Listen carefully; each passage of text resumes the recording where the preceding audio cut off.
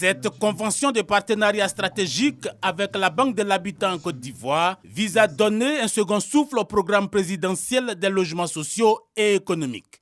La BHCI s'inscrit pleinement dans cette vision de l'État qui est portée par le ministère de la Construction, du Logement et de l'Urbanisme et réaffirme son engagement à travailler de concert avec ce ministère pour mener à bien les objectifs communs. En signant ce partenariat, l'objectif du gouvernement est de faciliter l'accession des ménages à la propriété immobilière. Nous sommes vraiment dans une nouvelle dynamique et je sais pouvoir compter sur vous parce qu'encore une fois, vous serez central dans la mise en œuvre de cette politique.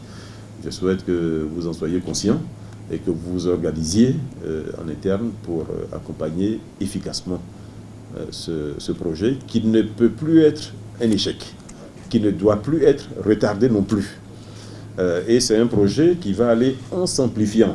Dans son portefeuille courant, l'État dispose d'une réserve foncière de 2000 hectares, dont la moitié dans le district d'Abidjan. L'exploitation de cette réserve devrait contribuer à atténuer le déficit.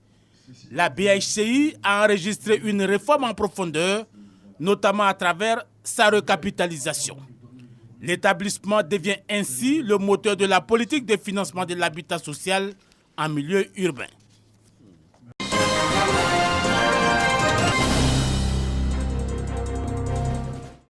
Débuté le samedi 1er de ce mois, Octobre Rose prend fin le lundi 31 prochain. Avant cette date, la cellule genre du Sénat de la Jeune Chambre internationale poursuit la sensibilisation contre le cancer du sein.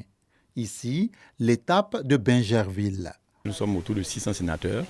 Il y a donc près de 100 sénateurs qui sont femmes. On a mis en place une cellule genre. Vous savez que le cancer du sein prend de l'ampleur. Donc c'est un peu pour ça qu'elles ont invité un spécialiste qui nous apporte aujourd'hui vraiment un large éventail des informations utiles pour qu'on puisse en parler autour de nous et que ce fléau-là puisse être combattu. Si on veut faire un calcul, on va estimer pratiquement à 4 le nombre de femmes qui décèdent du cancer du sein en Côte d'Ivoire par jour. Et cela demande que nous puissions prendre le taureau par le cornes, appliquer les mesures, c'est de faire l'autopalpation pour les femmes. Chaque mois, 8 jours après les règles, faire l'autopalpation. Une fois par an, voir un médecin, un spécialiste ou une sage-femme pour faire la palpation. Et pour ceux qui auront à partir de 40 ans, on va leur recommander de faire une mammographie chaque année. Invitées au dépistage précoce, les femmes, cibles principales, mesurent pleinement l'ampleur du mal qui touche également les hommes. Après les conseils et la présentation du conférencier, je peux dire que nous avons eu les conseils et les rudiments nécessaires pour nous protéger et puis prévenir la maladie. La Jeune Chambre internationale du Gabon apporte son soutien à cette séance de sensibilisation. En tant que citoyens du monde, nous avons l'obligation d'être présents à chaque fois qu'il est possible de pouvoir sensibiliser, de pouvoir en parler. Parce que parfois, le fait d'en parler peut faire en sorte que les uns les autres puissent se sentir plus concernés, faire les gestes qu'il faut pour essayer d'anticiper sur cette maladie dangereuse. En Côte d'Ivoire, le cancer du sein est le plus répandu chez la femme selon le programme national de lutte contre le cancer. 3306 nouveaux cas ont été enregistrés en 2020 avec 1785 décès.